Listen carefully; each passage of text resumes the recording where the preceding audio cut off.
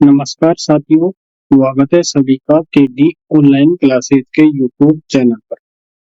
आज के वीडियो के अंदर हम बात करेंगे राजस्थान के प्राग ऐतिहासिक स्थल और सभ्यताओं पर आधारित क्वेश्चनों की। तो पहला क्वेश्चन दे रखा है, राजस्थान में पुरातात्विक सर्वेक्षण कार्य सर्वप्रथम 1871 में प्रारंभ करने का श्रेय किसे जाता है। राजस्थान के अंदर पुरातात्विक सर्वेक्षण का सर्वप्रथम कार्य किसने किया? ये किया था कार्लाइन। Right answer option A. अगले क्वेश्चन की बात करें, राजस्थान के किस स्थान से पुरापाषाण कालीन उपकरण प्राप्त हुए? कौन से पुरापाषाण कालीन उपकरण कहाँ से प्राप्त हुए? तो ये प्राप्त हुए कहाँ से? भानगढ़ से। आगे बात करें हम, बागोर एवं तिलवाड़ा नामक स्थान मुख्यतः निम्न में से किस काल से संबंधित है? तो ये किस काल से संबंधित है? ये है मध्य पाषाण काल से संबंधित।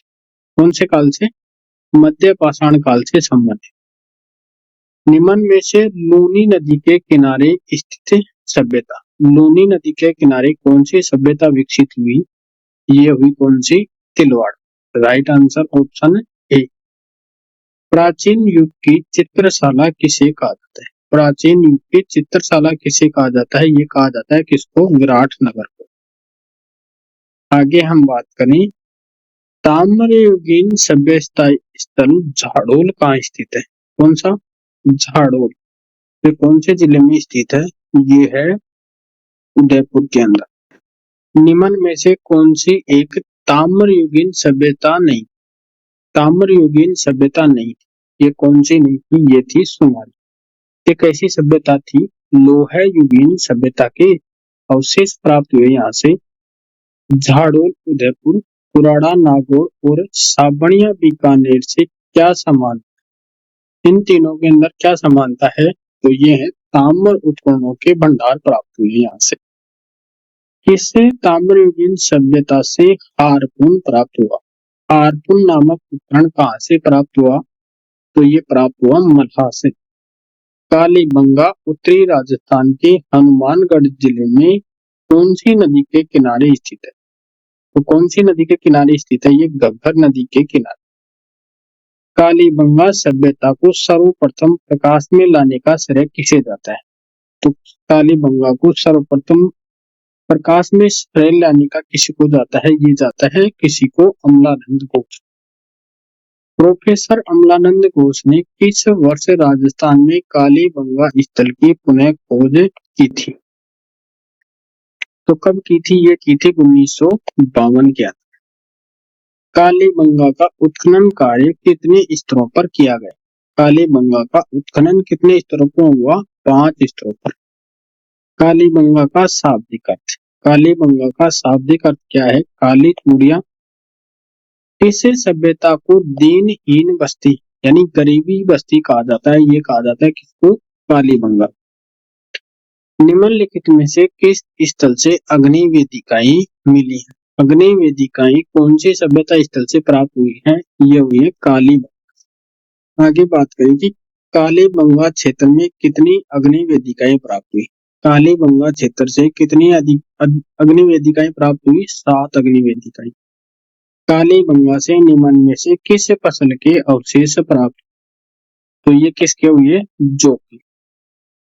राजस्थान में किस सभ्यता स्थल पर सबसे प्रथम बार हल से जुते हुए खेत के साक्ष्य प्राप्त हुए? हल से जुते हुए खेत के साक्ष्य कौन सी सभ्यता से प्राप्त हुए? कालीबंगा से। निम्न में से कालीबंगा सभ्यता स्थल से प्राप्त साक्ष्य नहीं है, तो कौन सा नहीं है? तो यहाँ से कुष्ठ रोग के प्रमाण नहीं है। Right answer option C. आगे बात करें कि आहड़ के उत्खनन का कार्य सर्वप्रथम 1953 में किसके नेतृत्व में हुआ?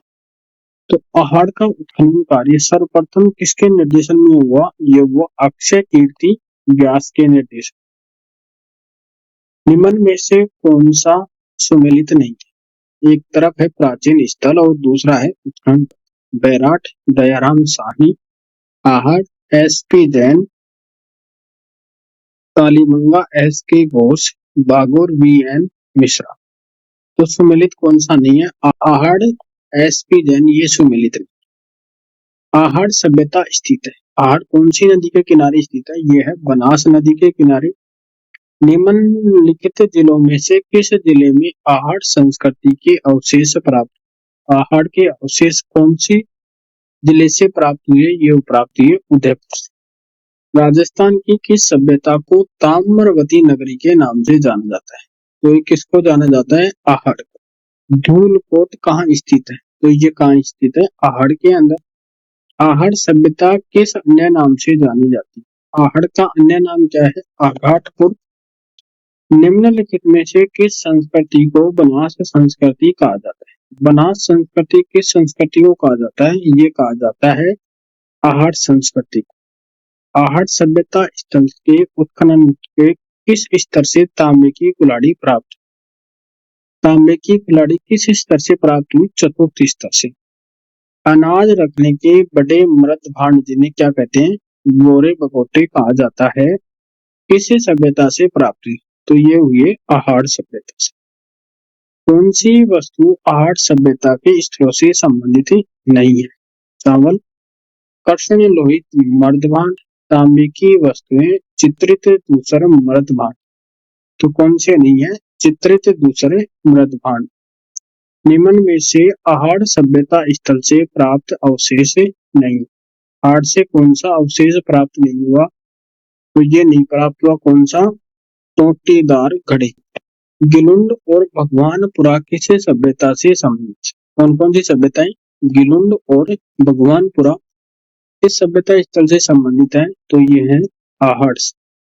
गिलुंड किस नदी के किनारे पर स्थित है? गिलुंड सभ्यता है वो कौन सी नदी के किनारे स्थित है? बनास नदी के किनारे।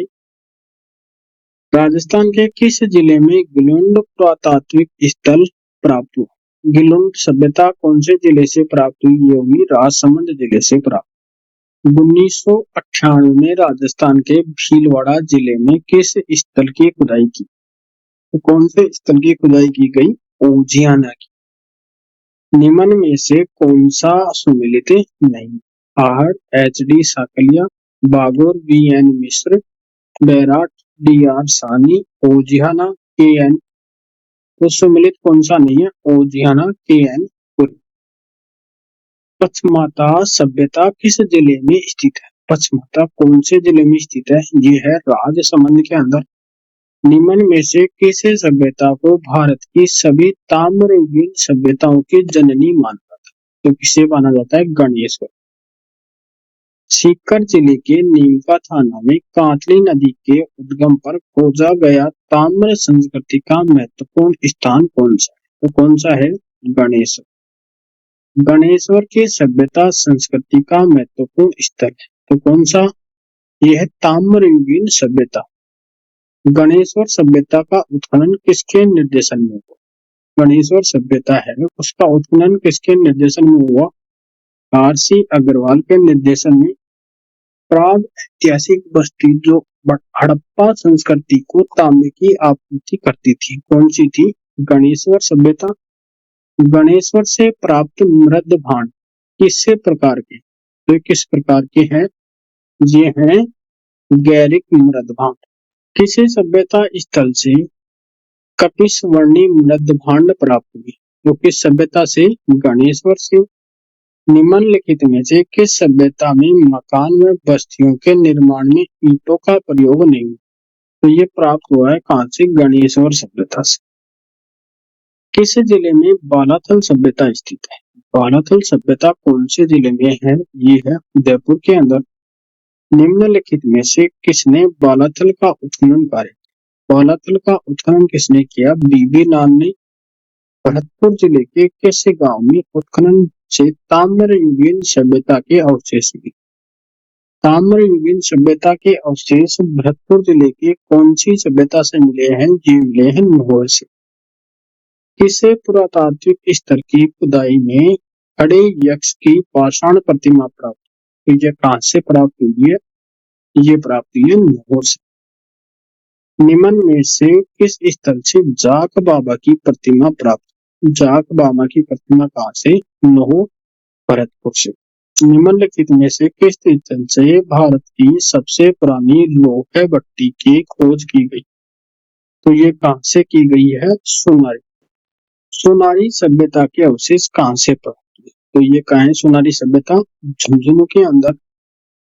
इस सभ्यता स्थल से महिषासुर मर्दिनी की मरण मूर्ति प्राप्त हुई है। तो कहाँ से प्राप्त हुई? नगर टोंक से। सीवी जनपद के सिक्के कहाँ से बड़ी संख्या में प्राप्त? तो ये कहाँ से प्राप्त हुए? नगरी से। निम्न प्राचीन नगरों में से किस स्थान पर नहर के अवशेष प्राप्त हुए? तो कहाँ से प्राप्त हुए? नगरी सभ्यता से।